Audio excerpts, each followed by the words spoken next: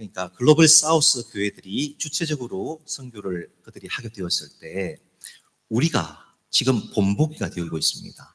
우리 한국 선교사님들을 그들이 쳐다보고 있는 것입니다. 제가 그냥 말씀드린 것이 아니라 실제로 많은 회의들, 국제 회의들에서 한국 선교사님들이 모범 국가로 지금 자리 잡고 있습니다. 그래서 우리는 어떻게 하는가? 그렇게 제3세계의 국가들이 쳐다보고 있습니다. 자, 우리가 계속해서 온정주의 선교를 하고 돈 선교를 하고 힘의 선교를 하고 식민지 선교를 계속한다 그러면 나중에 그들은 향방을 잃게 되어질 것입니다. 본인들은 돈이 없기 때문에. 그래서 나중에 그들도 할 수 있는 일반화되어져 있는 그런 선교, 규모의 선교를 우리가 반드시 보여줘야 될 책임이 우리에게 있는 것입니다. 그래서 남반구 교회가 커지는 이것이 우리에게 어떤 함의가 있는가? 첫 번째는 우리가 규모의 선교를 반드시 보여줘야 될 책임을 우리가 가진다는 것입니다. 자, 두 번째 부분입니다. 두 번째 부분은 한국교회가 변곡점을 지났다는 것은 여러분들 2017년부터 귀가 아프도록 많이 들으셨을 것입니다. 이게 어떤 의미가 있을까요? 어떤 함의를 가지고 있을까 생각을 다시 한번 해봐야 될 것 같습니다. 저도 이제 한국에 2020년도에 들어가게 되었을 때 이전에 몰랐던 것을 이제 피부에 확 닿는 게 있었습니다. 그게 뭐냐면 일단은 교단이 힘이 없어졌다는 것입니다. 저희 교단은 크진 않습니다. 2,300개 교회, 그 다음에 24만 명의 교인이 있습니다. 근데 작년도 요번에 총회를 할 때 카운팅 된 걸 보니까 세례 교인이 한 1년 동안 6천 명이 줄었습니다. 재정은 말할 것도 없죠. 저희 교단은 상당히 건실해서 그동안 이제 세례 교인이 잘 줄지 않았습니다. 그런데 정직하게 카운팅을 해보니까 외주를 줘서 카운팅을 했습니다. 6천 명이 줄었습니다. 그게 현실이었습니다. 그리고 그 중에 재정이 1억이 넘는 교회가 몇 개가 될까? 여러분, 1억은 한 교회가, 이래서 100명 정도 되어지는 교회가 겨우 목사님 살해주고 유지할 수 있는 그런 정도입니다. 몇 개 될 것 같습니까, 여러분? 2,300개 교회 중에 700개였습니다. 700개 교회만이 경상비가 1억이었습니다. 이게 무슨 말일까요? 지금 저희 교단에서 저희 신학생들이 1년에 약 한 20명가 지금 이제 선교사 나갈 수가 있습니다. 그럼 이 친구들을 지금 이제 주파성교회를 연결해 주려고 그러는데 정말 하늘의 별 따기입니다. 이미 나가 있는 분들이 많으시고 그 다음에 다른 교단도 마찬가지시겠지만 저희도 조사를 해보니까 은퇴하신 분들 가운데 80%가 돌아오지 않으십니다. 비슷하실 겁니다. 거기에 그냥 계시죠. 여러 가지 이유 때문에. 그러니까 그대로 생활비하고 사역비를 그대로 받고 계신 분들이 많으십니다. 공식적으로 끊지만은 사실은 받고 계신 분들이 이렇게 많으시다는 것입니다. 그러니까 지금 저도 이제 우리 제자들이 선교사로 가야 되니까 아름아름 연결해주고 본부에서도 연결해주고 하는데 정말 힘듭니다. 이제 여러분 후배들이 주파성교회 찾기가 그만큼 힘들다는 것입니다. 제가 어제 저녁에 이제 여러분들도 이게 많이 보실 텐데 KWMA에서 나오는 세계 기도 정보가 있죠, 그죠? 여러분들 이걸 보시면서 기도 많이 하실 겁니다. 저도 우리 학생들하고 보면서 기도하는데 이런 기도 제목이 올라와 있습니다. 제목은 이렇습니다. 선교사의 가부장적 온정주의, 오히려 지역사회에 해칠 수 있어. 이게 제목입니다. 지난 10월 영국 출신의 아프리카에서 30년 넘게 사역해온 온 해리스 선교사는 선교전을 EMQ에 기교하면서 선교사의 가부장적 온정주의가 오히려 지역사회를 해치거나 현지인들 간의 갈등을 만들어낼 수 있다고 지적했다. 물질적 자원을 제공하는 것은 선교사들의 역할이 지역사회를 윤택하게 만들었고 현지인들의 필요를 공급하는 데 크게 기여했다. 하지만 자칫 이들이 보여주는 관대함 뒷면에 힘과 주도권으로 인하여서 궁극적으로 선교 활동에는 커다란 장애가 발생할 수 있다. 해리스 선교사는 선교사들이 가난한 사람들에게 마치 주는 기계와 같이 여겨져서는 안 된다고 말하면서 예수님이 보여주신 희생적인 관대함이 필요하다고 강조하였다. 등등 이렇게 해서 기도 제목으로 이렇게 올라왔습니다. 제가 어제 저녁에 본 것입니다. 여러분 지금 제가 이 말씀을 드린 것은 더 이상 온정주의를 할 수 있는 돈이 재정이 이제 한국교회가 바닥이 났다는 것입니다. 저도 이것을 캄보디아에서 저도 온정주의 선교를 했던 사람입니다. 그리고 이런 시대에 살았기 때문에 당연한 것으로 그렇게 했고 교회도 도와주었습니다. 그러나 이제 선교사였던 제가 금방 체감할 수 있는 것은 한국교회가 이것을 할 수 있는 시대는 지났다는 것입니다. 서구교회가 우리 앞서서 수십 년 전에 이것을 포기하고 다른 방식으로 선교를 했던 것처럼 우리도 지금 하지 않으면, 여러분들도 지금 하지 않으면, 뼈를 깎는 마음을 하지 않으면 우리도 반드시 문제가 생기게 된다는 것입니다. 자, 그러면은 온정주의 선교를 하지 못하는 시대가 된다면 그럼 우리는 어떻게 선교를 해야 될까요? 하우의 문제입니다. 어떻게 해야 될까? 이제 그것을 실제적으로 한번 다뤄보려고 합니다. KPM은 이 부분을, 죄송합니다. KWMA, 여러분 아시듯이 우리나라 대부분의 선교단체가 한 450개가 같이 연합하는 그런 큰 단체죠. 그죠? 2024년 11월에 해운대 포럼을 가지면서 한국 선교가 이제 폴리센트릭 시대로 분명히 들어가기 때문에 우리가 본격적으로 이것을 실행을 하자. 그래서 2030년까지 뉴 타겟 2030을 발표를 했다는 것을 여러분 다 아실 것입니다. 자, 여기서 4가지 중요한 주제가 선택이 되었습니다. 이것은 나중에 로잔 4하고도 연결이 되어지죠. 그 다음에 지금 하고 있는 이제 여러분 이제 소식이 밝으신 분들은 지금 이후에 코알라 모임 이제 설명드릴 텐데요. 지금 지속적으로 며칠 전까지 계속 있었습니다. 여기서 4가지 주제가 있었습니다. 이게 지금 가장 크게 대두가 되어지는 4세대 시대 선교의 화두입니다. 첫 번째 뭘까요? 아무래도 4차 산업 시대니까 디지털 선교. 저희 측에서 이제 언택트 선교라고 부르기도 합니다. 지금 활발하게 지금 진행되고 있습니다. 제가 AI 말씀드린 것도 비슷한 그런 이제 카테고리에 들어가겠죠. 두 번째는 디아스포라죠, 그죠? 디아스포라. 세 번째는 다음 세대 동력입니다. 네 번째, 그렇지만 가장 중요하게 꼽은 것이 바로 글로벌 사우스와 함께하는 현지인 중심의 동반자 선교라는 주제였습니다. 자, 2023년 그 팔자 앵코의 대회부터 여러분 참석하신 분들 꽤 있으실 것입니다. 그때부터 이것이 본격적으로 이 주제가 이제 대두가 되었고, 지난 2025년도 우리 그 10월 달에 한국에 있었던 로잔 4의 후속으로 계속해서 발표가 되어 있는데, 지지난달에 10월 달에 로잔 위원회 글로벌 보이스 리포트를 보면 이게 아주 중요한 주제인 것을 알 수 있습니다. 세계 1000명이 넘는 110개국에 1000명이 넘는 선교 지도자들에게 지금 우리에게 가장 중요하고 닥쳐진 문제가 뭘까요? 라고 질문했을 때 이분들이 몇 가지 답을 했습니다. 5가지 답을 하시는데 그 중에 하나가 바로 협력과 파트너십. 표현은 이렇게 했지만 남반구 교회와 현지인 중심의 동반자 선교를 하는 이 주제였습니다. 자, 그래서 제가 이 이제 현지인 중심의 동반자 선교를 주제로 삼았습니다. 자, 이게 무슨 말인가 하면 중심축이, 선교의 중심축이 선교사 중심이었다가 이제는 현지인 중심으로 무게 중심을 옮겨줘야 된다는 그 말입니다. 자, 이게 이론적으로는 많이 들어봤는데 이걸 실제로 어떻게 할까가 문제죠. 말씀드린 것처럼 로잔 대회는 얼마 전에 열렸습니다. 사실은 진짜 얼마 전에 열렸습니다. 그 이후에 수많은 회의들이 갑자기 열리는데 그 대회들이 8차 앵코회부터 그다음에 코알라 모임이라는 거는 Christ of Africa, 아시아, 그다음 아랍 and 라틴 아메리카라는 뜻입니다. 그러니까 제3세계 국가들이 한국을 지금 중심으로 이 모임들을 아주 활발하게 몇 달 단위로 혹은 지금 몇 주 단위로 계속해서 큰 대회들이 지금 방콕, 부산, 파나마, 또 서울, 지금 WEA 한국 보험주의 연맹에서 주최하는 대회가 몇 주 전에 있었죠, 그죠? 서울에서 코알라 3.5 대회 있었고 좀 있으면 이제 4.5 대회가 곧 열리게 되어집니다. 이렇게 급박하게 몇 주 단위 혹은 한두 달 단위로 지금 제3세계 국가들 중심으로 그 중에서도 한국 교회가 중심으로 지금 이제 어떻게 선교를 할 것인가. 그 중에서도 이제 글로벌 사우스와 동반자 선교를 어떻게 할 것인가. 이 주제를 가지고 심도 있게 지금 논의가 되어지고 있습니다. 이게 지금 가장 중요한 선교의 핫 이슈라고 지금 말할 수 있겠습니다.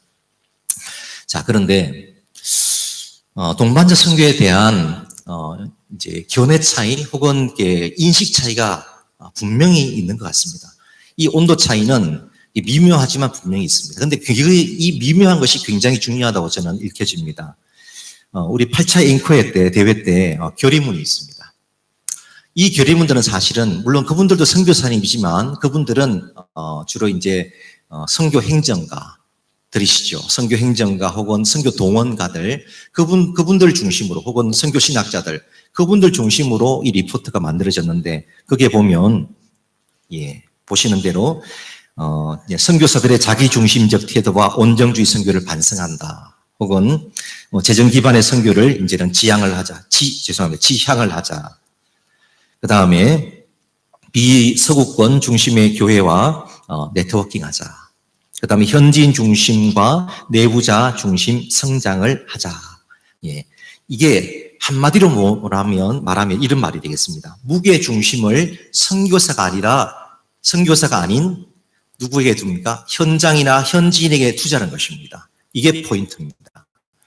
그런데 조금 앞서서 KWMF, 그 다음에 한국 선교사 있지 않습니까? 이분들은 선교사들의 모임이시죠. 평촌에서 모였습니다. 거의 며칠 차이로 열렸는데 이분들도 입장문을 발표하셨습니다. 여기에 대해서 발표했는데 첫 번째 현지 교회와 수평적 관계를 우리가 더 많이 하자. 사역 이양을 통해서 자립교회를 많이 세우자. 현지 교회의 선교 동력화를 우리도 좀 하자. 또 여전히 일방통행 기반에 우리가 인식이 있는데 조금 개선을 하자. 이런 식의 어떤 논의들이 있었습니다. 여러분 어떻습니까? 이걸 보시면 거의 비슷해 보이죠.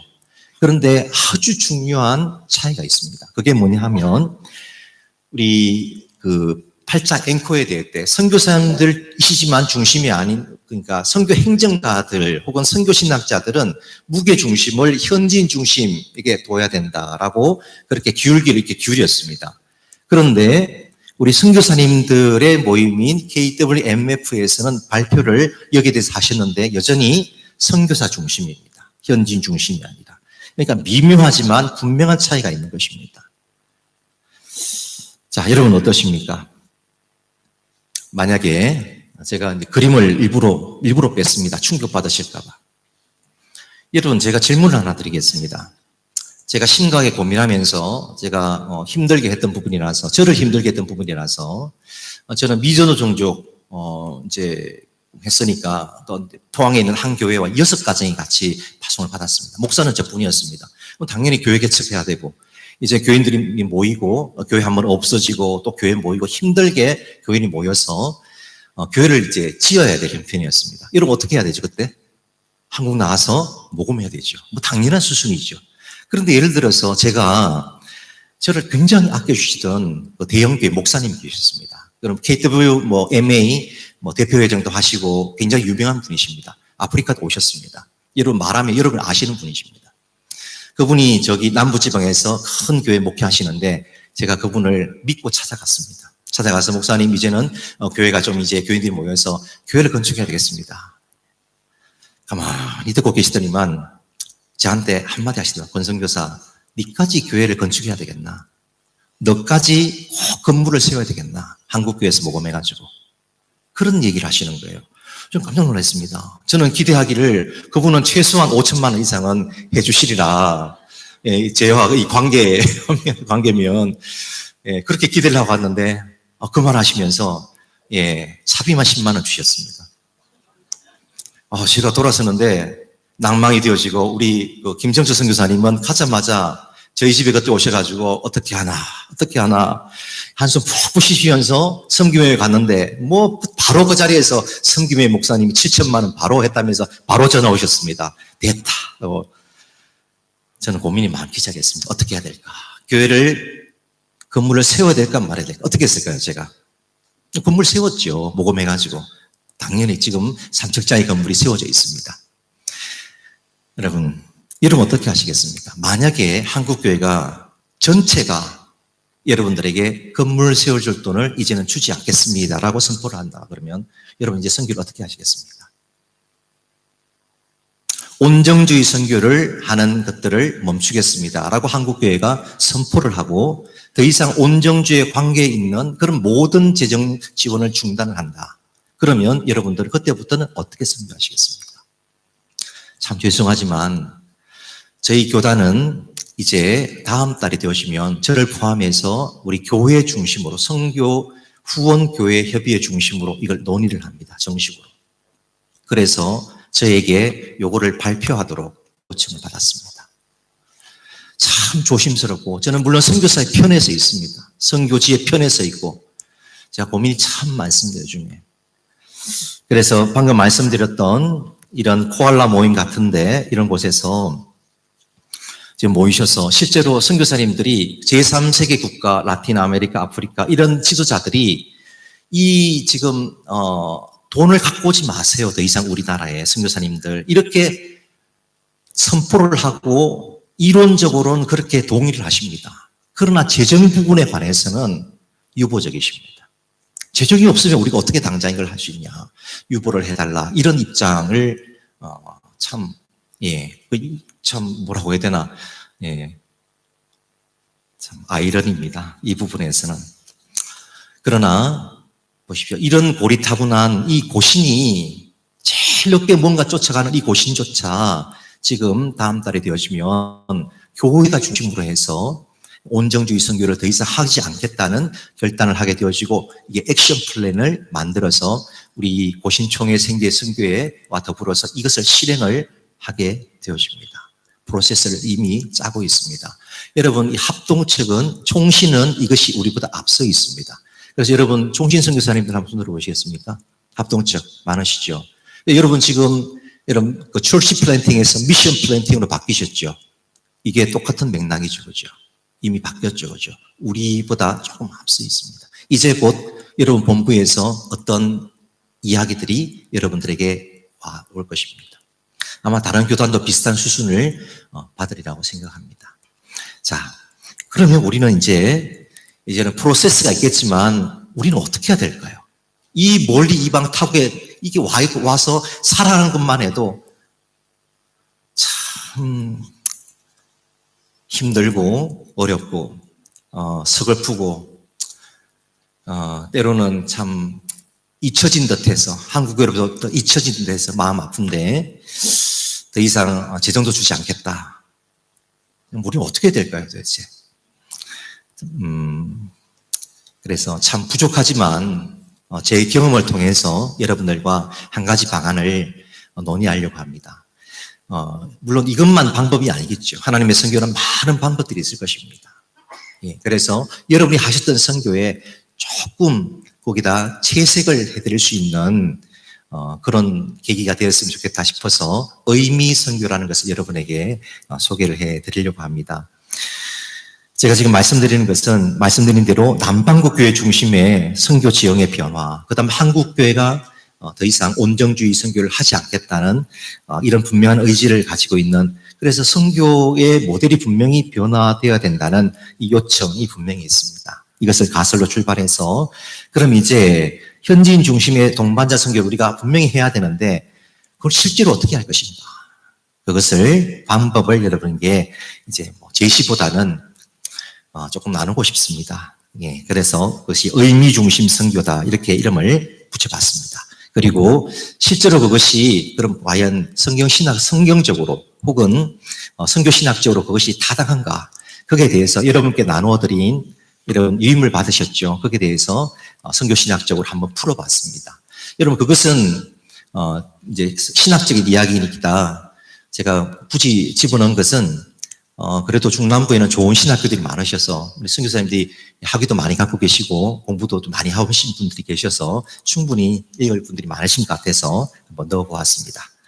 자, 그러면 의미 중심 선교라는 게 과연 어떤 개념일까 먼저 한번 같이 읽어보고 우리 하나씩 풀어보도록 하겠습니다.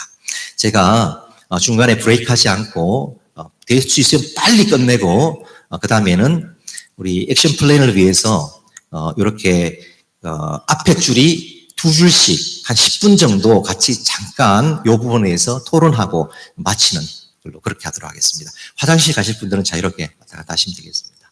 같이 한번 읽어보겠습니다. 시작. 의미중심 선교는 단순한 필요 충족형 선교를 넘어 타 문화의 의미를 이해하고 상호인격적 관계 속에서 복음이 전달되도록 하는 대화적 선교 방법론이다. 이는 주체 상실 없이 객체의 의미를 존중하며 현지 자원을 성경적으로 재해석하여 활용한다는 점에서 현지인 중심의 동반자와 선교의 실질적 구현 방안이 된다라고 제가 적어놨습니다. 이제 이것을 하나하나 같이 풀어봤으면 좋겠습니다.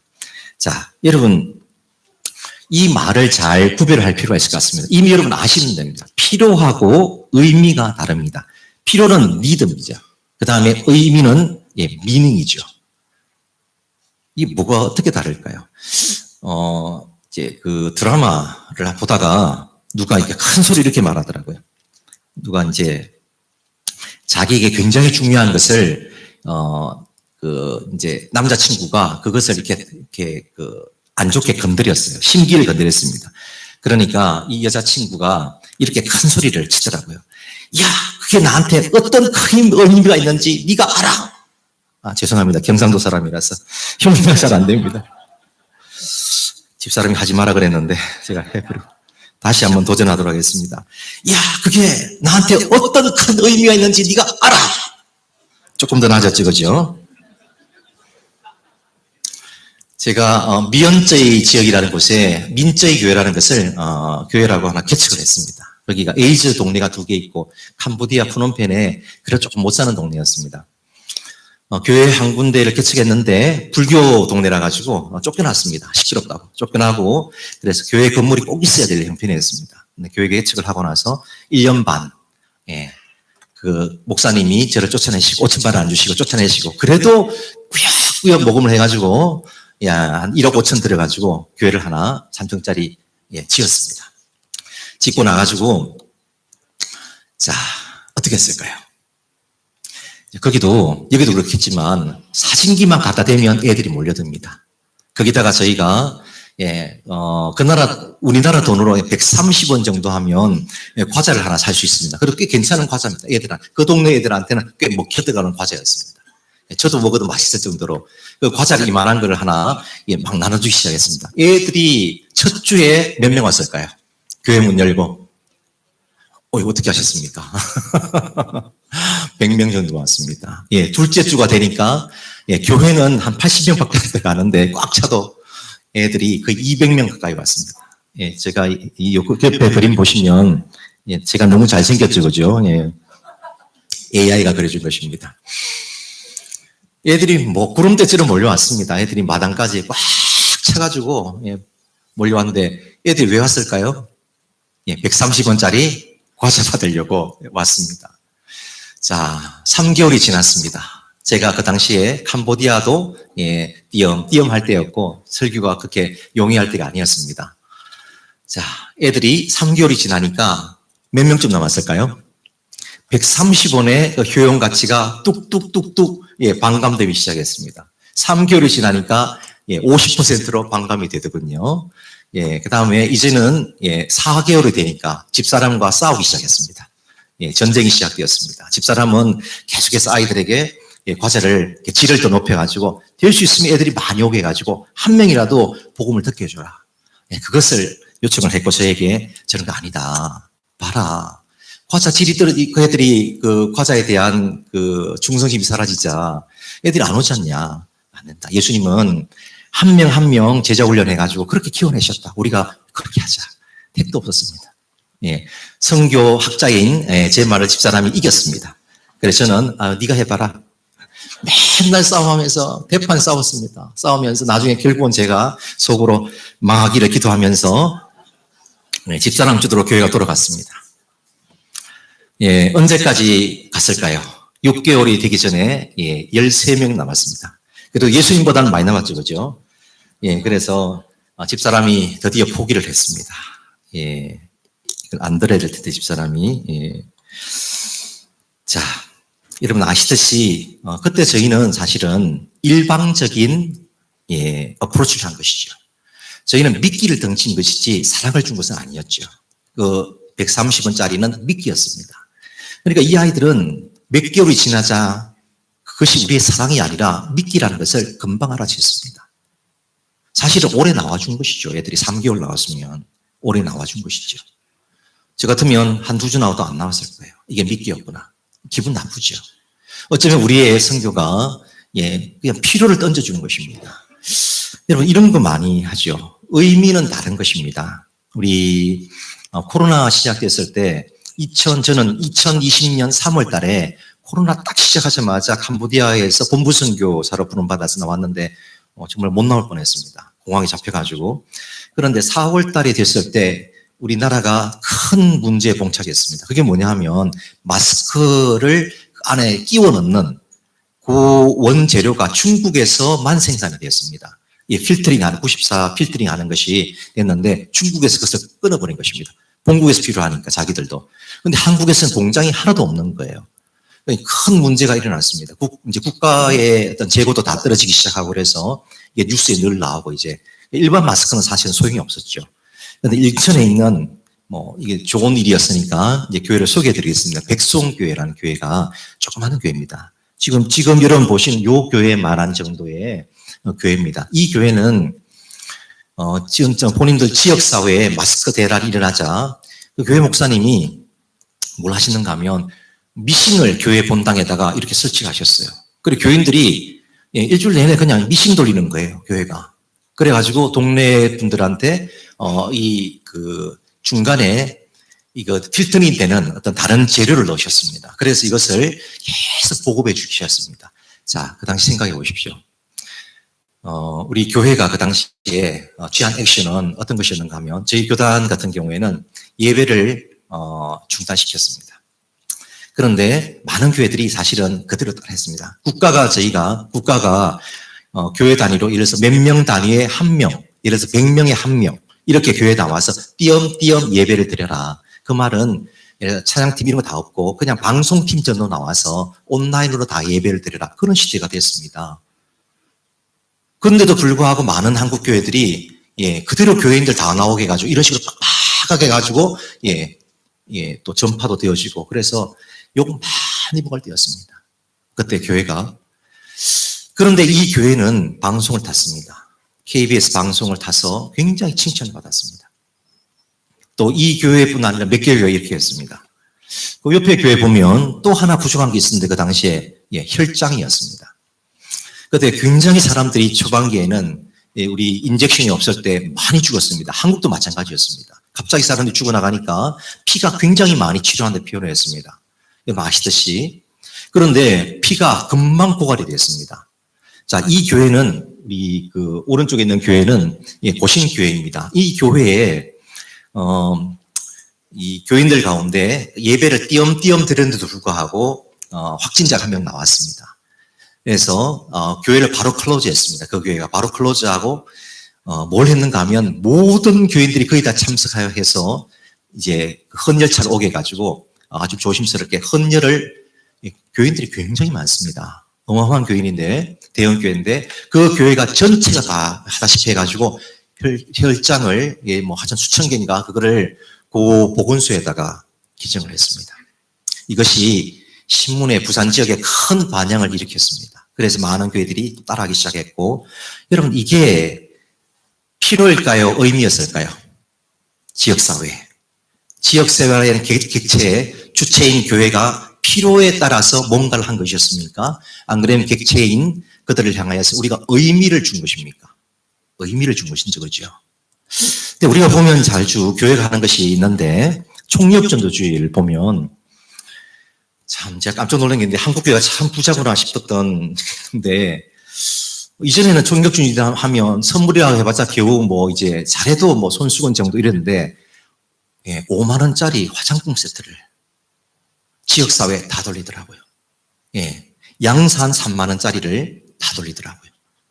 와,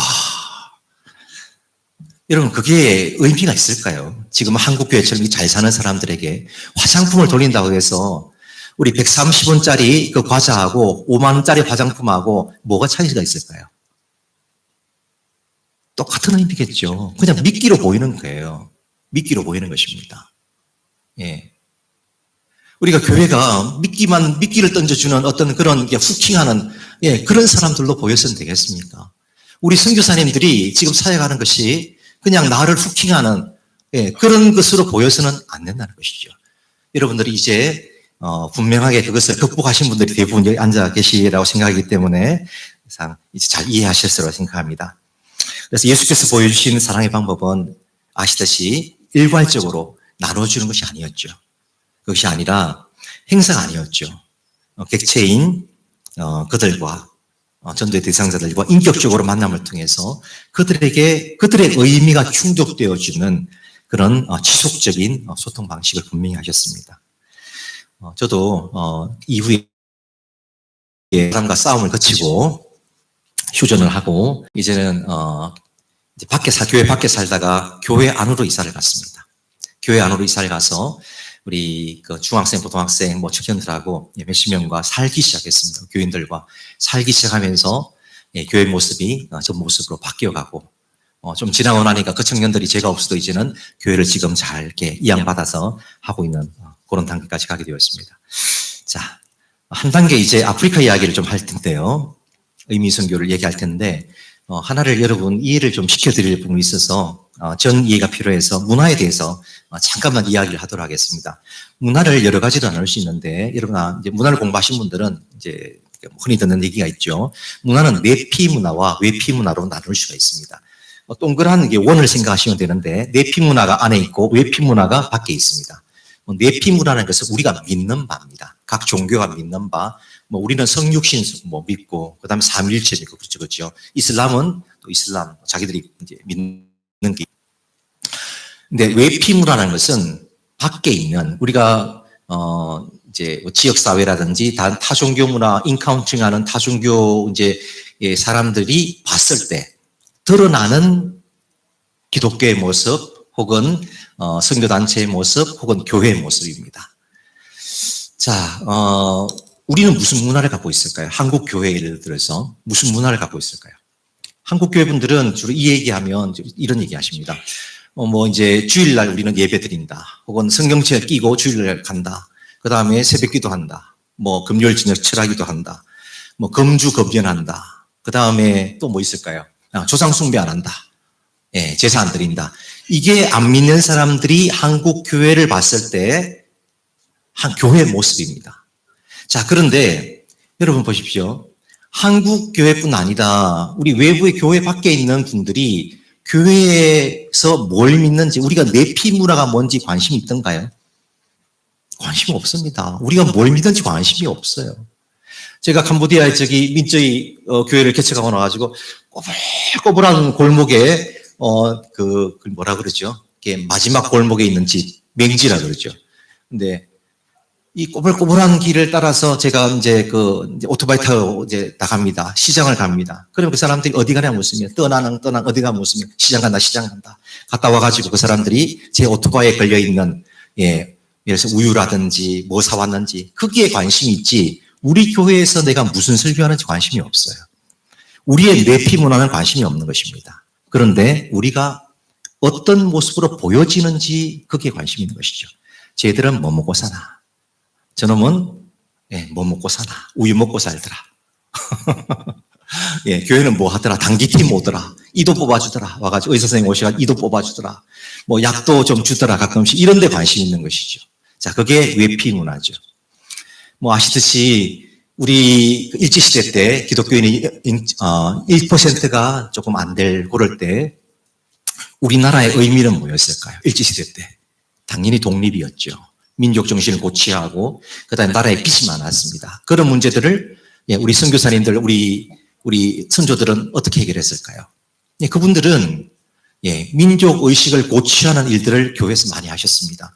독립신문, 황성신문 대부분 다 크리스천들이 하셨습니다. 그 다음에 그 당시에 한글을 가르치는 어떤 많은 학교들 뿐만 아니라 우리가 잘 알고 있는 한글학회 그것도 기독교인이 대부분 다 멤버셨습니다. 주축으로 하셨고 나라에 빚이 많자 물론 다른 종교도 포함했지만 국채보상운동 그것도 기독교인들이 참석해서 많은 일들을 했었죠. 그 다음 결정적으로 3.1운동 기독교가 거의 많은 퍼센티지를 가지고 주도를 했었습니다.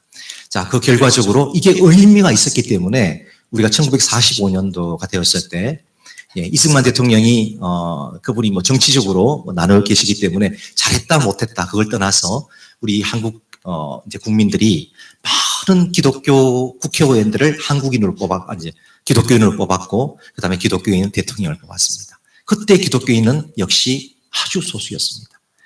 그때 의미를 한국 교회는 맞닥뜨려서 의미를 준 것이죠. 근데 지금 사실은 한국 교회가 이렇게 변곡점을 지나서 좀 내리막길로 가고 있는 것은 다른 이유도 있겠지만 문화적인 이유를 보면 사실은 한국 교회가 한국 사회의 의미를 제대로 읽지 못하고 있는 것이죠. 읽어도 그것을 인카운트하지 못하고 해결하지 못하기 때문에 사실은 교회가 오히려 더 걱정거리가 되고 있죠. 자, 이제 아프리카 얘기를 좀 해보도록 하겠습니다. 자, 제가 이야기한 것은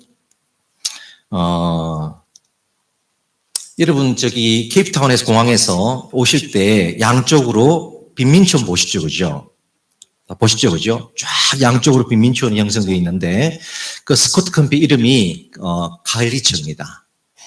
자, 거기 대부분 다 이제 꼬자족들 이제 사람들이 살고 다른 나라들에서 사람들이 내려와 있습니다. 정말 타닥타닥 붙어 있는 곳입니다. 엄영원 선교사님 주 사역지기도 하십니다. 저는 그곳에서 4년 반 정도 유학하면서 살짝 도와드렸습니다.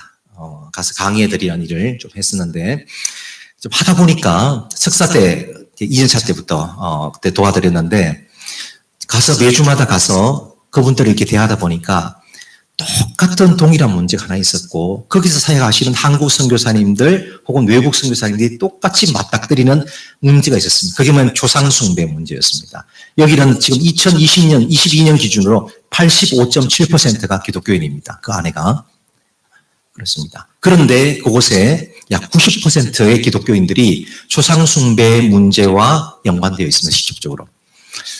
자, 이건 조금 극단적인 교회지만 한번 들어보시기 바랍니다. 제가 예배를 참석했습니다. 오자적 교회 예배예요. 그 안에 참석했는데 막 돌아다니면서 열심히 찬양합니다. 1시간 정도 빌빌 돌아다니면서 막 우리가 똑같은 찬양입니다. 찬양하고 돌아다니고 이렇게 열심히 찬양합니다. 목사님이 오셔서 작석을 시킵니다. 작석을 시키고 예배를 시작하겠습니다. 하고 이제 기도를 하시고 이제 설교를 하셔야 되는데 설교를 하시고 간증을 시키기 시작하십니다. 간증 시간입니다. 간증하실 분 얘기하십시오. 그러면 한 분 이렇게 일어나십니다. 일어나셔가지고 하시는데 꿈 얘기를 하시는 거예요. 어젯밤에 우리 할머니 나타나셔서 이렇게 나타나셨다. 그러면 앞으로 나오십시오. 이렇게 초대를 합니다. 그러면 목사님이 성경을 펴시는 게 아니라 주머니를 하나 펴십니다. 그리고 그 안에 사람뼈, 코카콜라 병, 뭐 이제 플라스틱 이런 걸로 가지고 이렇게 강단에다 훅 뿌리십니다. 이게 뭐라 그러죠? 한국말로? 굿이라고 하죠. 이렇게 보시더니만, 해석이 잘 안 되시는지, 이렇게 나오라고 하셔서 옆에 있는 병을 이렇게 이제 그분에게 이렇게 먹으라고 줍니다. 성수입니다. 라고 줍니다. 그분이, 이렇게 마시고 나면, 어떻게 될까요? 제가 본 것만 말씀드리겠습니다. 제가 본 것 중에 제일 이상한 것은 사람 머리카락이 이만큼이 나왔습니다. 입에서. 보미스를 하는데 이게 뭐 깨구리 같은 게 나올 수도 있고 살아있는 게 나오기도 합니다. 이게 제가 본 것만 말씀을 드린 겁니다. 자, 상고마죠. 우리는 강신무라고 하죠. 우리 지금도 강신무 있습니다. 제가 고등학교 때 살았던 제 집 앞에 이제 그 아주 유명한 우당이 있었는데 정치인들이 많이 이렇게 옵니다. 그러면 구슬할 때 보면 대나무에다 광을 달아놨는데 바람 안 부는데 막 흔들립니다. 그게 제 방 창문 앞에 있었거든요. 맞네. 저 얼마나 겁이 나는지. 그 사람들은 예수쟁이들 이사가라고 맨날 소리 지르고. 그런 것처럼 목사님이 쌍고만 겁니다. 이 교회가. 그런 교회들이 이런 많이 보셨을 겁니다. 이게 중남부 아프리카의 흑인 교회들, AIC 교회들의 일반적인 특징 중에 하나이기도 하죠. 조상숭배 어떤 형식으로든지 이분들과 관계되어 있습니다. 저는 이제 공부를 박사학위를 하면서 이제 중남부 아프리카 혹은 그 위쪽에 있는 아프리카 선교사 학자들과 이렇게 이제 학회에 참석하며 이분들도 동일한 얘기들을 많이 하시는 것을 들었습니다. 자, 이 칼리처 지역으로 다시 돌아가서 이 칼리처 이 지역, 죄송합니다. 이 위에 올라갔지?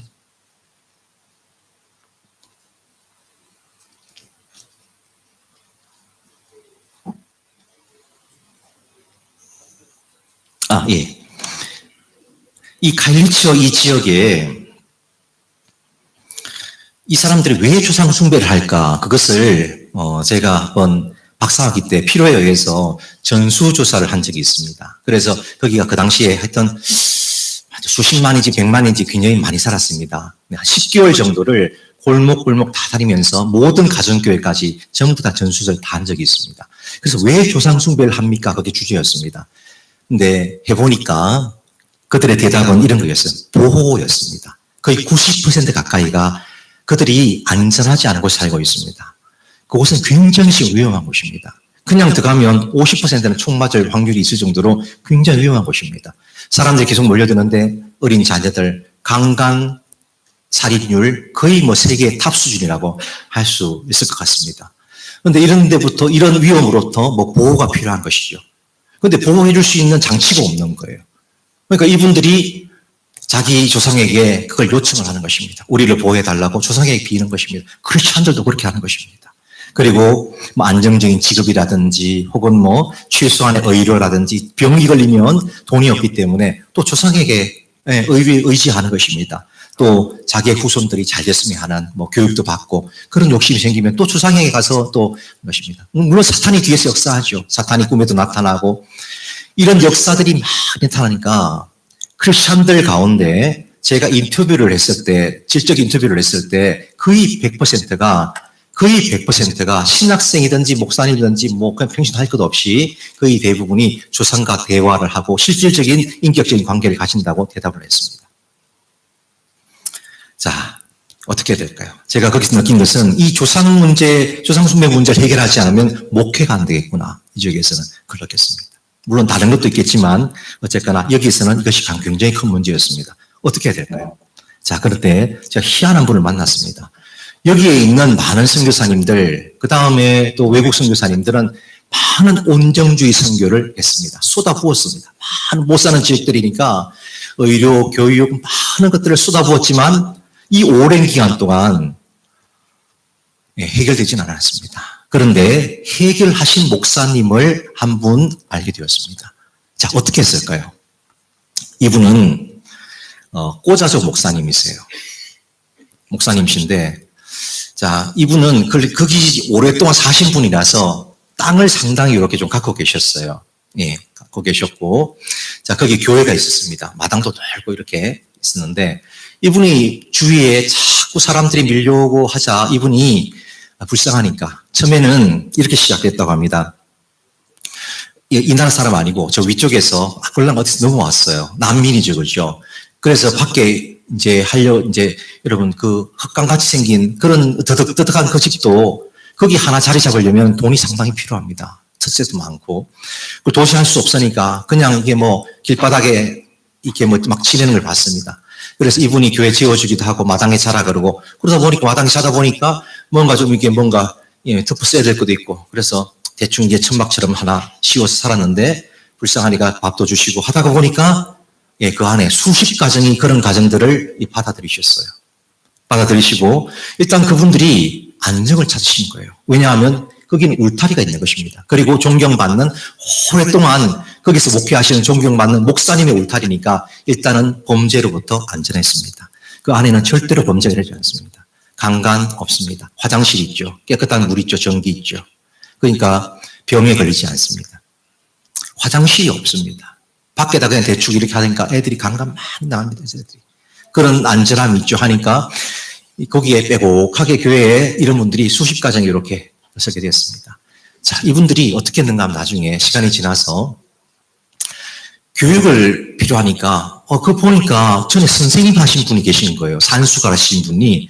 그래서 애들 모아가지고 교회당 안에서 산수 애들 가르치셨습니다. 그렇게 해가지고 그냥 학교가 아닌 학교가 되었어요. 그러니까 언어 가르치고 언어 할 수 있는 분이 그냥 학부모학을 가르친 것이죠. 그런 식으로 학교가 아닌 학교가 이렇게 돼서 애들이 교육도 하게 되어지고 하다 보니까 백인들이 아파르테이트를 했다가 이분들이 후회는 하는데 그 지역에서 사역은 직접 못합니다.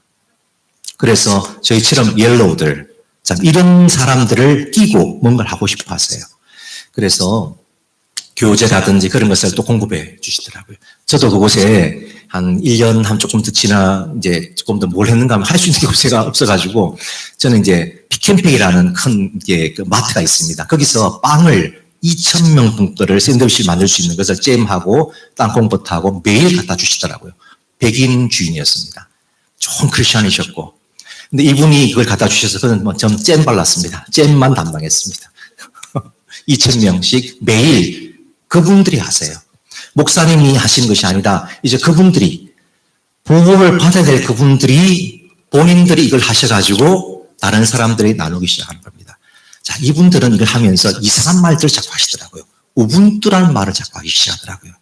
자, 익숙하시죠? 중남부 아프리카 선교사님들은 다 익숙하신 개념이죠. 뭘까요? 예, 네가 존재하지 내가 존재한다. 너와 나의 개념, 부부의 너와 나의 개념 비슷하죠. 굉장히 성경적인 개념이죠. 중남부 아프리카에는 대부분 너와 나의 개념, 이 우분투 개념이 기본적으로 깔려 있습니다. 그런데 현대에 와서는 우리가 효 개념이 굉장히 옛날에 좋고 지금도 좋지만 지금 청년들은 잘 안 하잖아요. 좋지만 잘 안 해서 조금 아쉬운 것처럼 이 사람들도 옛날에는 다 서로 우분투를 한 것이에요. 서로 도와주고 네가 있어야지 내가 존재한다. 서로 도와주는 게 일상화되었던 사람들입니다. 그 공동체에서 마을 단위로 서로를 보호해주는 국가가 필요 없고 서로 보호해주는 그런 속에 살았기 때문에 안전하게 옛날에 살았었죠. 그런데 이제 서구식의 큰 대규모의 도시가 되어지고 하다 보니까 그런 공동체가 없어지니까 우분투가 안 되는 거예요. 그런데 이 공동체에서 이분들은 우분투 한다라고 하면서 잼을 바릅니다. 그래서 보고도 너는 우분투 하는 거야 라고 가르치셨습니다. 예. 그러니까 이분들이 스스로 서로 돕기 시작하셨어요. 결국 어떻게 됐어요? 많은 이야기도 있지만 중간에 제가 경험한 1년 반 동안에 이분들이 어떻게 됐을까요? 물론 앞에는 더 프로세스가 있습니다만 제가 본 거는 조상 숭배가 더 이상 없었습니다. 예배를 하루에 몇 번씩 드립니다. 교회당에서 몇 번씩 교회가 예배를 드리는데 조상 숭배는 전혀 없게 되었습니다. 왜일까요? 그들의 조상 숭배는 내피 문화에 해당하죠. 그죠? 사탄의 역사하고 종교적인 색채가 있는 것입니다. 그거를 외피 문화를, 그들이 갖고 있는 외피 문화, 그것을 충족을 시켜주니까, 외피 문화는 뭐였습니까? 아까 말씀드린 것처럼, 외피 문화, 죄송합니다. 이걸 눌러야 되네요. 외피 문화는, 그들이 필요한 외피 문화는,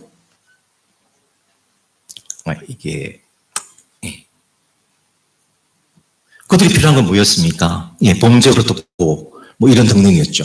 이게 해결이 되니까 더 이상 하지 않는 것이었습니다. 그리고 그들이, 안전함을 느끼고 이런 것을 가지면서, 조상 숭배에 집착하지 않는 이제 그런 어떤 결과를 보게 되었습니다. 자, 자, 그들의 필요에 대한 의미를 그들이 찾으니까, 그들의 필요를 채워주기 위해서 외부의 자원을 나눠주는 빵 사역 대신에 그들이 가지고 있는 어떤 고유의 이 개념, 우분투의 개념, 상호 개념인 우분투를 사용해서 조상 숭배의 문제를 해결하는 것을 보았습니다. 굉장히 귀한 저는 경험이었습니다. 그래서 종교적인 색채를 가진 조상 숭배라는 외피 문화의 문제를 그들의 외피 문화의 의미를 채워줌으로써 해결하는 칠례를 보게 된 것입니다. 자, 이전에 이 지역은 정말 온정주의 선교를 많이 했던 그런 지역이었지만 그건 성공하지 못했습니다. 이것을 해결한 것이죠. 자, 그래서 의미 중심 선교란 이 개념의 핵심은 세 가지라고 볼 수 있습니다. 첫 번째는 그래도 우리가 가지고 있는 신학, 기독교라는 것을 잘 유지를 해야 됩니다. 그럼에도 불구하고 두 번째는 그러면서 의미를 충족시키는 그것이 중요하고 세 번째는 동마자 관계를 가지는 것. 이것이 중요합니다. 자, 요걸 보시면 조금 이해가실 겁니다. 자, 의미 중심의 선교의 핵심 원리는 지금까지 우리가 죄송합니다. 많은 선교사 이렇게 표현해서 죄송합니다. 어떤 선교의 필요를 채워주는 온정주의 선교, 일방주의 선교, 그 다음에 식민주의 선교, 힘의 선교, 이런 것을 넘어설 수 있는 아주 중요한 도구가 될 수 있다는 것입니다. 두 번째 중요한 것은 현지 자원을 이용을 해야 된다는 것입니다. 이게 굉장히 중요한 포인트입니다. 현지 자원들이 있다는 것입니다. 우리가 우분투라는 것이 있다는 것입니다. 조금 있다가 여러분들이 같이 이 부분을 서로 쉐어링을 해야 될 것 같습니다. 여러분에게도 우분투가 있습니다. 여러분 지역에 어떤 것이 있습니다. 그들이 가지고 있는 것이 있다는 것입니다. 조금 더 이야기하도록 하겠습니다. 이것을 어떻게 이 자산을, 현지의 자산을 성경적으로 재해석해서 실제로 하나님 나라의 무기로 만들어줄 수 있는가. 이것이 선교사가 해야 될 가장 중요한 부분이라고 저는 생각합니다. 그래서 이것을 할 수 있도록 선교사가 해야 할 일은 그들이 이것을 할 수 있도록 격려하는 일, 그것을 하는 것이 굉장히 중요하다고 생각합니다. 한국 선교사님들도 사실 한국에 오신 선교사님들도 조상숭배 문제에 맞닥뜨리셨죠. 우리도 뭐 조상숭배는 한국의 전체가 다 했었죠. 그분들은 어떻게 하셨을까요? 제가 이 부분을 좀 조사를 했었습니다. 논문을 하기 위해서 초기에 선교사님들이 어떻게 하셨을까? 그분들이 이렇게 하셨습니다. 초기에 그분들이 찾으셨습니다. 이 문제를 어떻게 하실까? 한국 사람들 조상숭배 문제를 어떻게 해결할까? 하시다가 효 개념이라는 게 있다는 것을 알게 되었습니다. 이 효라는 것 때문에 이들이 뭐 사회적인 문제도 있고 하지만 효라는 개념 때문에 그것 때문에 조상숭배 문제에 이렇게 어딕터되어 있다라는 것을 이분이 깨달으시고 선교사님들이 의논들을 많이 하셔서 뭘 하셨을까요? 우리가 잘 아는 추도식을 대안으로 그분들이 내신 게 아닙니다. 우리는 알기에 추도식은 선교사님들이 뭐 이렇게 해줬다고 하는 게 아닙니다. 한국교회가 이걸 찾아낼 수 있도록 인커리지를 해주셨습니다. 선교사님들이. 그래서 한국교회가 추도식을 지금까지도 하면서 이 조상숭배 문제를 해결하고 있죠. 지금도 제가 부목사로 있을 때도 대부분 다 안 나오실 그 한국교회에 처음 오신 분들이 부담되어 하시는 게 초신자들이 조상숭배 문제죠. 저는 목회적인 관점에서 그냥 조상숭배 문제 하세요라고 해드립니다. 교육적인 차원에서는 계속 그분들을 인커리지 해가지고 조금씩 조상숭배에서 떠나도록 그렇게 만들어드리죠. 지금 한국교회가 대부분 그런 방식을 하고 있죠. 이런 식으로 한국교회에 오신 선교사님들도 이런 방식을 이미 알고 계신 것이죠. 우리가 했고 우리가 이미 익숙한 것입니다. 사실은. 근데 우리는 지금 어느 정도 수준에 이제 있을까를 이제 말씀드리려고 합니다.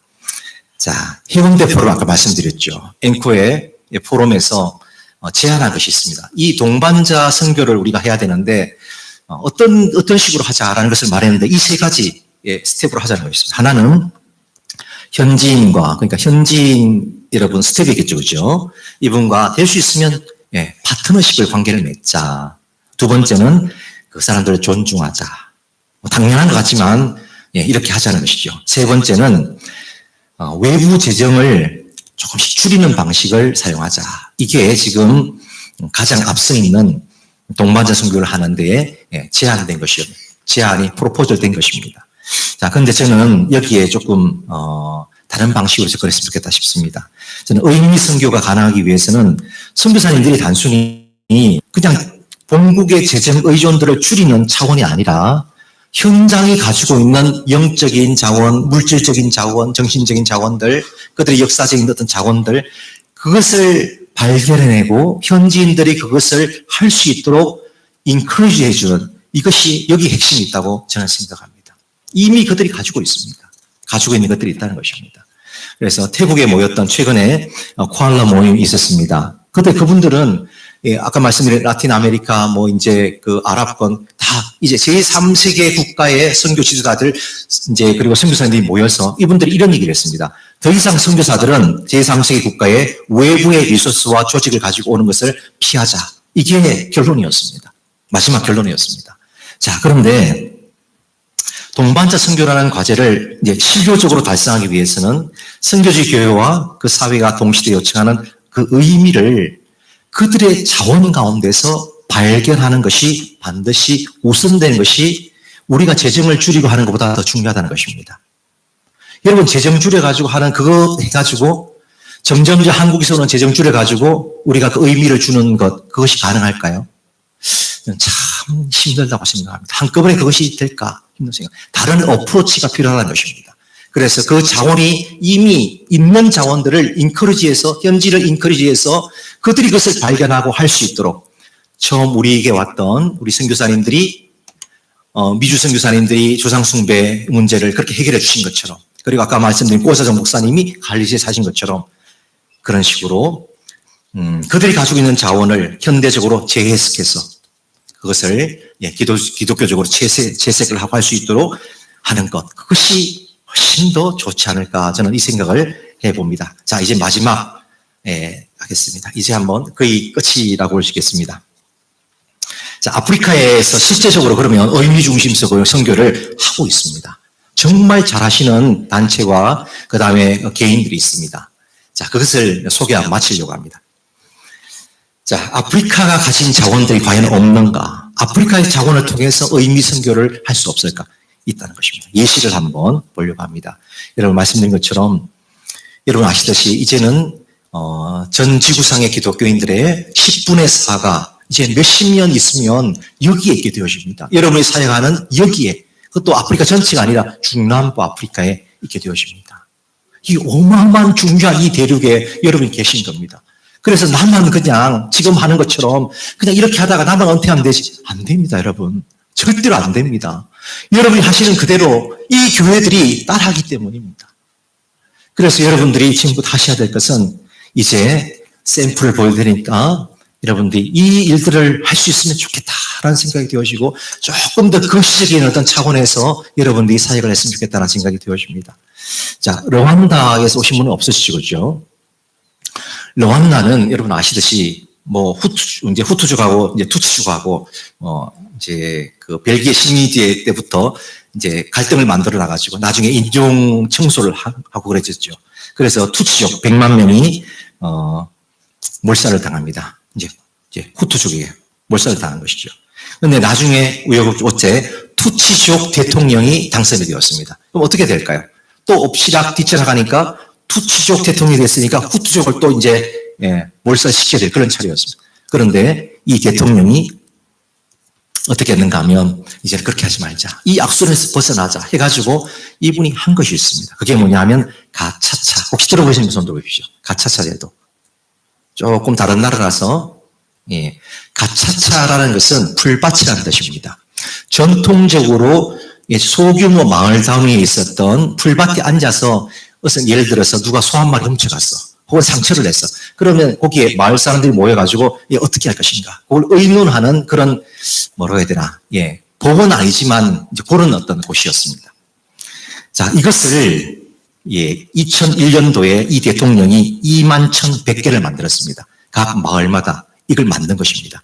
그런데 행정적으로 만든 것이 아니라 교회가 주도가 되어져서 그 마을에서 교회가 왜 이걸 주도했는가 하면 그 당시에 얼마나 잔인하게 서로 죽였는가 하면 예를 들어서 후투족 선생님이 여기 계세요. 그러면 투치족 학생이 있고 후투족 학생이 있습니다. 선생님이 자기 종족이 아니라고 총으로 쏴 죽였어요.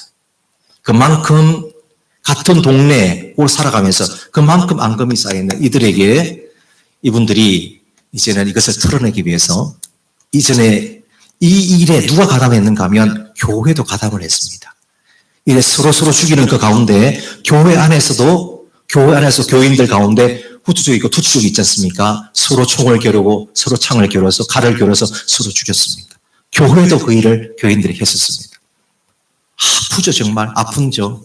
그런데 그것을 이제 교회가 나서서 지역 공동체가 나서서 이것을 만들기 시작했습니다. 가차차 이 풀밭제도를 만들기 시작해서 어떻게 되었을까요? 결론을 말씀드리면 이게죠. 교회가 하여튼 연주가 됐었는데 자 르완다 이제 그 일체어 호에 위한 르완다 위원회 총무 이분이 발음을 제가 잘 못할 것 같습니다. 이렇게 얘기를 했습니다. 교회는 사람들의 영혼과 마음을 움직인다고 필요했다. 그는 교회는 과거 대량 학살에 연루되었으나 지금은 과거를 반성하고 노력하고 있다고 평가를 했습니다. 여러분 지금 르완다는 여러분 아시듯이 가장 외부 투자가 많은 곳입니다.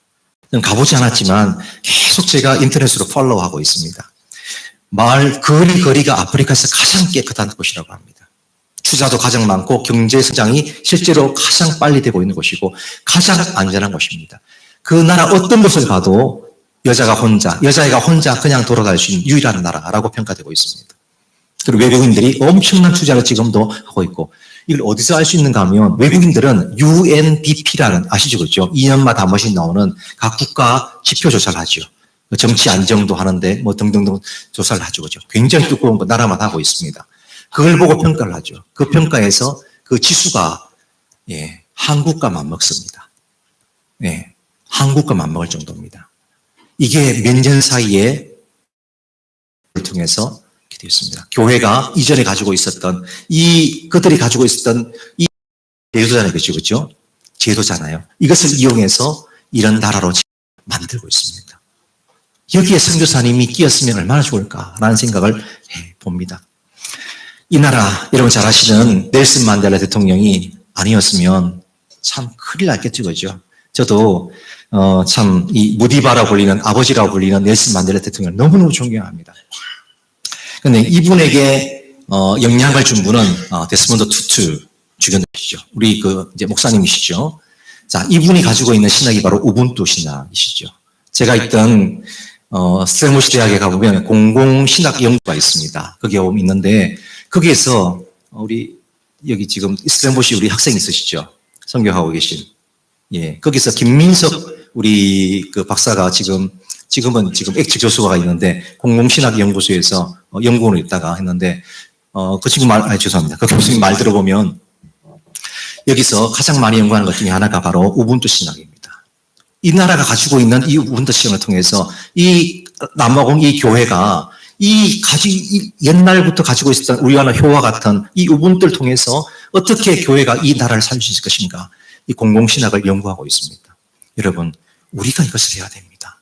우리가 지역 연구자로서 국가의 어떤 엘리트보다 여러분들이 그 국가의 지역을 가장 잘 아는 분들입니다. 20년, 30년, 40년, 이거 40년에서 문화를 가장 잘 아시고 가장 이 나라 사람들, 그 나라 사람, 여러분들의 주의를 이해하시는 분들이십니다. 그래서 뭐가 있는지 여러분이 아시는 것이죠. 저는 잘 모르지만. 그래서 이 나라 같은 경우에도 이 우분투 신학을 통해서 넬슨 만델라가 영향을 많이 받으시죠. 두 분 친구시죠. 그래서 화해와 진실위원회가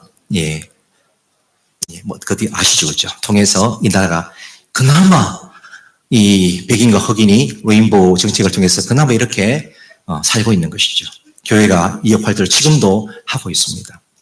자, 의미 중심 선교의 미래에 대해서 한번 보려고 합니다. 저는 아프리카 관심이 많습니다. 그리고 아프리카, 여기도 미래연구재단이라고 지금 오셨는데, 아프리카 미래연구재단이라는 학술단체가 있습니다. 저도 거기에 그 멤버고, 이제 발표를 하고 논문도 쓰고 그렇게 하고 있습니다. 그런데 제가 최근에 썼던 아프리카 논문 중에 하나가 뭐였는가 하면, 아프리카의 악순환의 고리라는 그런 주제를 하나 썼습니다. 여러분, 아프리카가 가지고 있는 자원들은 그대로 두면 정말 세계적인 문제를 일으킵니다. 인구, 이 세상의 인구 중에 아프리카 인구가 엄청난 포션을 앞으로 점점 차지합니다. 어떻게 될까요? 식량 자원 다 고갈합니다. 계속 퍼져야 됩니다. 이 나라에. 계속 전 세계가 퍼져야 되죠. 인구가 많아지니까 아프리카의 의료 뭐 등등등 구호 등등등 해서 다른 나라에 퍼줄 것들을 여기다 갖다 좀 때려붓고 있습니다. 자, 인구를 그냥 두면 그냥 이것은 악의 고리의 출발점이에요. 여기부터 시작해가지고 어떻게 될까요? 이들이 디아스포라가 되어집니다. 기후변화 때문에 지금 저기 사헬 위쪽에는 어떻게 됩니까? 그쪽에서 오신 분들은 아시겠지만 동네 하나가 뭐 군 하나가 몇 년 사이에 사막화 되어지고 그들이 다 어디로 갈까요? 서사라, 모리타니 이런 쪽 통해 가지고 어디로 갈까요? 다 전부 다 세우타 통해 가지고 다 저 위쪽으로 스페인 통해 가지고 포르투갈 통해서 다 위로 올라갑니다. 자, 이 지금 유럽의 디아스포라 문제, 독일, 프랑스, 뭐 이탈리아, 이 지금 골머리를 쓰고 있습니다. 폭탄 테러, 사흘 또래를 일어납니다. 이 지금 여기에 인구 문제가 그냥 두면 결국은 전 세계의 문제가 되어집니다. 글로컬한 시대. 그래서 지금 아프리카가 가지고 있는 이 자원들, 인구 자원이죠. 그런데 이것을 그냥 개발하지 않고 그냥 두어지면 여기 아프리카 가지고 있는 많은 자원들이 그냥 세계적인 문제를 일으킬 수밖에 없는 그런 악순환의 고리들을 갖고 있는 그런 시발점이 되는 것들이 굉장히 많습니다. 그런데 반대로 이야기를 하나 해드리겠습니다. 제가 YM에 있을 때 처음에 딱 와서 저는 이제 오프 베이스를 했습니다. 그래서 집을 하나 이렇게 조그만 걸 얻었는데 너무 더러워가지고 이렇게 페인트 칠을 해야 됐어요. 그래서 베이스에 일하는 분, 손이 빠르다 그래가지고 그분 이제 그 당시에 뭐 얼마를 주고 아마 김주리 목사님이 저한테 지금 예, 소개를 해준 것 같아요. 그때 스텝이셨는데 그 조그만 흑인에 부탁을 했어요. 제가 그때 이제 그 오전 마치고 오니까 그 사람이 진짜 여기서 요만큼 페인트 칠을 해놓은 거예요. 사람이 없어졌어요. 그리고 나서. 네. 그리고 그 다음날 가니까 돈 달라 그러더라고요. 이상하다. 뭔 일이 있겠지 싶어서 그 다음날도 예, 우리는 이제 베이스로 갔습니다. 애들 다 데리고 이제 그 수업을 들어갔는데 아니 가니까 또 요만큼 분량만 또 칠해놓은 거예요. 안 되겠다 싶어가지고 이제 그 일을 맡기고 나가지고 밖에서 이렇게 지켜봤습니다. 예, 나무 사이를 이렇게 지켜봤습니다. 일단 짐 푸는 데만 해도 1시간은 걸려요. 이렇게 세팅하고 자기 갖고 오는 이게 풀고 해가지고 그러니까 조금 하다가 9시에 왔는데 조금 하다가 11시부터 2시까지 티타임을 가지는 거예요. 그리고 2시부터 또 이제 4시까지 방금 이렇게 칠하다가 4시 되니까 퇴근하시는 거예요. 자, 우리는 정말 속 뒤집어지죠. 네. 요 안쪽만 들어가 봐도 남아공은 정말 노는 사람들 많습니다. 정말 남자들이 그냥 길가리에 쭉 앉아서 그냥 빈둥빈둥 하고 있습니다. 선교사님 보면, 저 게으른 것들 속 터지죠. 빨리빨리 나라에서 오셔가지고. 예, 그렇게 화를 내시다가 언어도 잘 안 되니까, 예, 싸우시고, 예. 예, 제자들 떠나고 그런 경험들이 저도 있고 여러분도 있으시죠. 그죠? 자, 근데 제가 공부를 하면서 하나 깨달은 게 다르더라고요. 우리는 속이 터지는데 그 사람들은 전혀 속 안 터져요. 그 이유가 우리는 시간이 미래에서 현재를 통해서, 과거에서 현재를 통해서 미래로 가잖아요. 그런데 중남부 아프리카에 있는 전통적인 시간관념은 잠나니에서 사스라는 쪽으로 흐릅니다. 아시죠? 그죠? 예, 자기 조상의 시간으로 흘러가는 거예요. 그러니까 과거로 돌아가는 거예요. 살아가면서 살아갈 수 있어요. 자기 조상에게로 가는 것입니다. 그래서 이전에는 여러분 아시듯이 예, 뭐 10일 이상 혹은 한 달 이상 그런 개념 자체가 없었다 그러죠. 예. 미래를 그렇게 준비하고 사는 그런 민족이 아닙니다.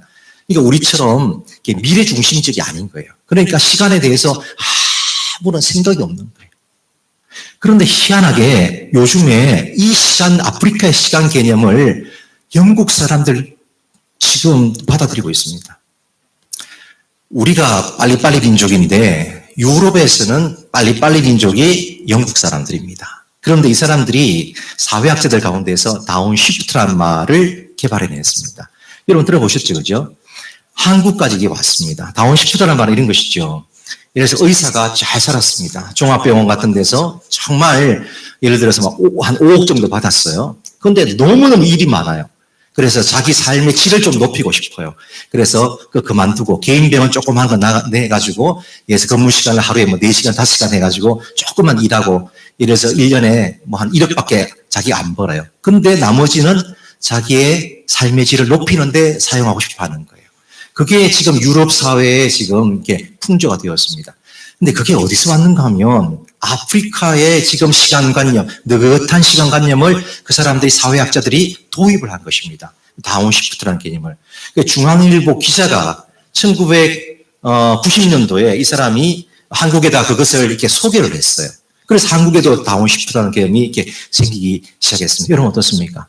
우리가 생각할 때는 아프리카 시간관념이 이 개념이 정말 개떡 같습니다. 와, 정말 속 터지게 만드는 개념인데 오히려 이 개념을 잘 선용을 하니까 또 그쪽에 가서는 또 선용이 되더라는 것입니다. 그래서 현지 자원을 발견하고 활용하는 것, 그것이 우리가 해야 될 참 중요한 일이다. 그리고 이것을 어떻게 성경적으로 채색하느냐, 이것은 우리의 몫이죠. 말씀드린 것처럼 인구 문제, 그냥 두면 글로컬한 문제가 되어집니다. 그러나 이것을 잘 선용을 하는 어떻게 해야 될 것인가? 여러분의 몫입니다. 선교사님들의 몫입니다. 그 지역의 선교사님들의 몫입니다. 여러분이 가지고 있는 수상숭배 문제 어떻게 할 것인가? 여러분 지역에 어떤 개념이 있던가요? 어떤 좋은 것들을 있던가요? 그것이 있습니다. 그걸 가지고 풀어내셔야 됩니다. 그래서 여러분들이 문화인류학도 공부를 하시고 오시기 전에 뭐 성경학도 공부하시고 다 준비해서 오셨죠. 그리고 지역 전문가들이시고 여러분들이 아니 할 사람이 없습니다. 그러고 나서 진정한 동반자 관계를 만들어 가야 됩니다. 한국 교회에 이걸 잘하는 교회가 하나 있습니다. 고신교회인데 개척한 지가 6년밖에 안 됐습니다. 시광교회라는 교회입니다. 여러분 꼭 한번 한국 교회 가시면 한국에 물레동에 있습니다. 그리고 제2시광교회가 지금 연세대학교 앞에 있습니다. 꼭 한번 가보시기 추천을 드립니다. 고리타문 이 교회에 가보시면 여러분 홈페이지 보시면 시광교회입니다. 지금은 홈페이지가 조금 바뀌었는데 같은 의미를 읽을 수 있습니다. 옛날에는 제일 앞에다가 이렇게 써 있습니다. 16, 17세기 종교개혁자들의 개혁신학을 2000년대 우리 시대 20대, 30대 문화 상황에 구현해놓은 교회라고 목표가 그렇게 적혀 있습니다. 목사님이 목요일이 되어지면 온 교회 교역자들이 모여가지고 하루 종일 연구합니다. 우리나라의 물레동은 지금 가장 젊은이들 핫한 곳입니다. 젊은이들, 그다음 연세대학교 핫한 곳이죠. 그들의 문화가 뭔지에 대해서 그것이 우리가 공부했던 종교개혁의 그 신학이 과연 이 시대에 가장 젊은 사람들, 20대, 30대, 똑똑하다고, 지들 남들 똑똑하다고 그 모여있는 그들에게 있어서 어떤 의미가 있는지에 대해서 그들이 모여서 아침부터 저녁까지 공부합니다. 발표하고, 교육자들이 발표하고 그렇게 합니다. 저희 반, 우리 지금 3학년 중에 한 사람, 그 다음에 1학년 중에 한 사람이, 그 교회 교육자입니다. 참 생각이 남다릅니다. 이거를 3년 동안 배워가지고 참 남다릅니다. 태도가 남다르고. 여러분, 우리 선교사님들의 태도가 저는 이렇게 해야 된다고 생각합니다. 그들을 배우는 시간이, 그리고 재해석하는 시간이 반드시 필요하다는 것입니다. 자, 이제 결론을 좀 해주려고 합니다. 우분투를 현대적으로 우리가 해석을 해내야 되는데, 교회가 일들을 감당해야 되고, 참 독특한 어떤 케이스가 하나 있는데, 여러분 이거 들어보셨습니까? AAEC라는 거 들어보셨습니까? 이게 땅을 지키는 아프리카 연합입니다. 여러 나라에 있습니다. 여러분 나라의 대부분 다 이게 있습니다. AAEC. 어떻게 시작됐는가 하면 여기가 한 지역에 나무가 다 없잖아요. 다 베가지고 없는 집들 많으시지 않습니까? 그러니까 나무가 다 없으시니까 큰 문제들이 홍수도 생기게 되고 모든 문제들이 나무가 없이 생기기 시작하는 거예요. 그래서 교회가 나서가지고 목사님이 나무를 심는 것을 성례처럼 하기 시작했습니다. 여기도 우분투 개념이 있는 곳입니다. 자, 나무를 심잖아요, 땅에다가. 이것을 성례전은 아닙니다만은 성례전을 하는 것처럼 그런 마음으로 나무를 심는 거예요. 식수를 하는 것입니다. 그들의 그게 그만큼 갈구한 거예요. 나무라는 것이. 그러니까 그들은 우분투를 하는 것입니다. 남을 위해서, 다음 세대를 위해서 나무를 심습니다. 나무를 심고 이것이 교회에서 하는 것이 아니라 이것이 여러분 여러 나라에 퍼지고 국가에 퍼지고 영향력을 미칩니다. 이것 때문에 여러분 교회가 영향력을 주고 의미를 주고 복음이 들어가는 것입니다. 이 일을 지금 교회가 하고 있습니다. 이 단체를 통해서 하고 있습니다. 자, 이런 것들이 그냥 단순히 아프리카에 영향을 미칠까요? 아프리카 가지고 있는 이런 개념들이 아프리카에만 영향을 주고 끝날까요? 그렇지 않습니다. 한국에 이제 우리 총선하기 전에 한국 야당 대표가 이렇게 얘기했습니다. 의원들의 협치와 상생의 방법으로 우분투 정치를 그가 기치를 내버렸습니다. 그래서 한국 사람들이 우분투 잘합니다. 뭔지 압니다. 그냥 자기 이름이 아니라 한국 사람은 우분투 잘합니다, 이제. 그 정치인 때문에. 야, 정치인도 우분투 정치하자고 그럽니다. 그리고 일부 이제 경제 포럼 연대에서 여러분들이, 죄송합니다.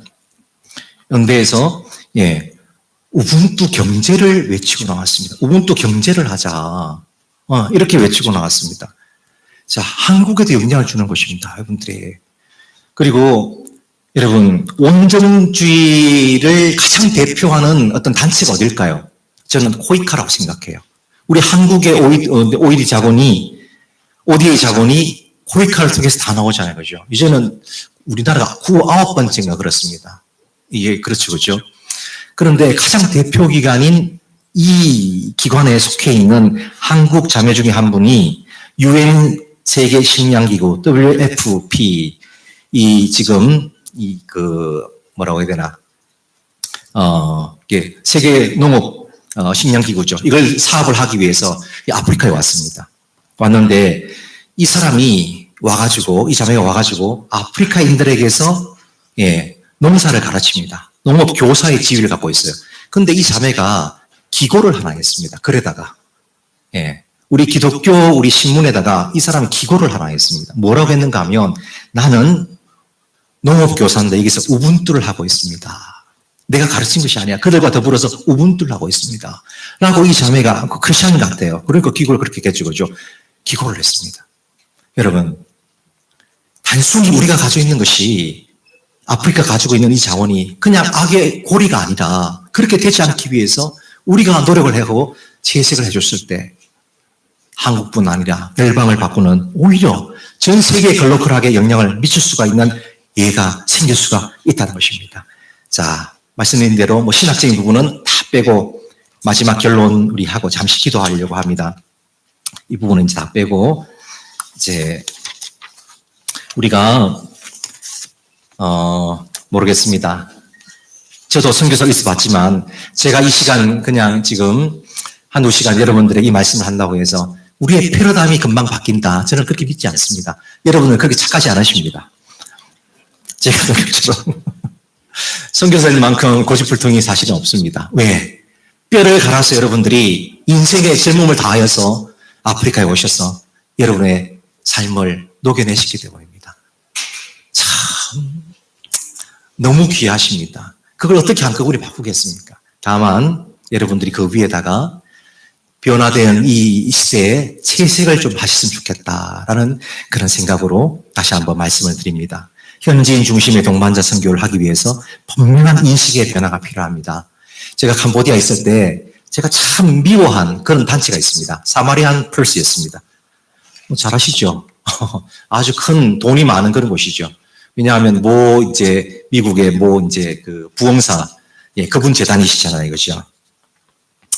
그래서 여기도 돈이 많습니다. 한 150명 정도 현지인 스태프들이 거기서 일을 하고 있는데, 그 스텝 중에 아주 5위 안에 들어가는 그 스텝이 한번, 전효진 박사님, 제 사역하는 캄보디아 장로신한테 찾아왔습니다. 그래서 자기가 거기를 그만두고 싶고, 우리 학교에서 일하고 싶다는 거예요.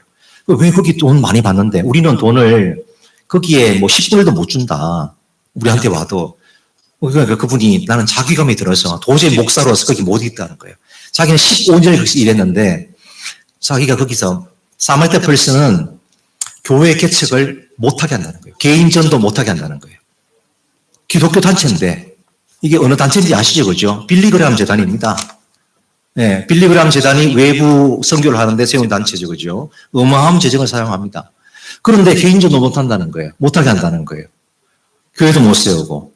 하는 거는 뭔가 하면 그냥 총체적 선교 개념이 아닙니다. 현지 교회를 도우는 것만 할 수 있어요. 선교사들이. 그러니까 그분들은 이미 무게 중심이 현지인들에게 완전히 넘어간 것입니다. 현지인들을 돕는, 현지 교회들을 돕는 스포트 역할만 해주는 사역을 처음부터 하는 것입니다. 이게 우리보다 빠른 것이죠.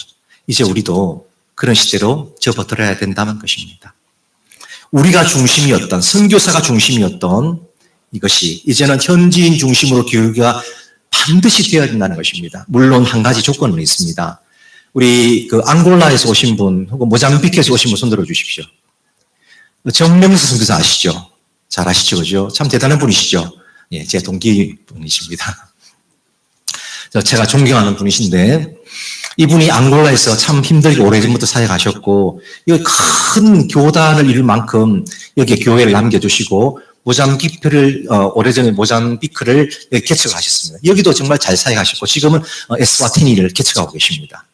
그 다음에 갈 곳은 여기 세 곳에 나누셨죠, 그죠? 그거 두 곳, 섬나라 아들 신원이라고 있는데 저희 판입니다. 얘가 여기 올 건데, 그 나라에서, 두 나라에서 사역하려고, 마지막 사역하려고 하시는 분이십니다. 제가 아프리카의 불의 사자라고 별명을 붙인 그런 분이신데, 이분이, 지난달에, 제가 강의를 부탁드려서 저희 신학교에 오셨습니다. 하시면서 어떤 얘기를 하고 하셨는가 하면, 내가 후회된다고 하셨습니다. 뭐냐면, 앙골라에서 내가 열심히 사역해서 분명하게 이 양을 다 시켰는데, 정말 훌륭한 그런 청년들이 교회를 받아가지고 잘했는데 15년 만에 가봤답니다. 한 번 나가고 엉망이 돼 있더랍니다. 어떤 게 엉망인가? 교회는 지금도 큽니다. 있는데 제가 자세한 내용 몰라서 죄송합니다. 그런데 신학이 본인이 생각할 때는 본인이 가르친 신학이 아니었다는 것입니다. 이건 안 됩니다. 그래서 저희 지난 몇 주 전에 우리 스데반 목사님도 참석하셨는데 본부장님 혹은 뭐 후원교협에 하여튼 총회 관련된 분이 많이 오셔서 여기 지금 고신 총회를 세우려고 합니다. 하는데 정명수 목사님 그 얘기를 아주 강하게 주장하셨습니다. 우리 신학이 없어지는 정도의 주체성을 잃어버리면 안 된다는 것이었습니다. 이러면 안 됩니다.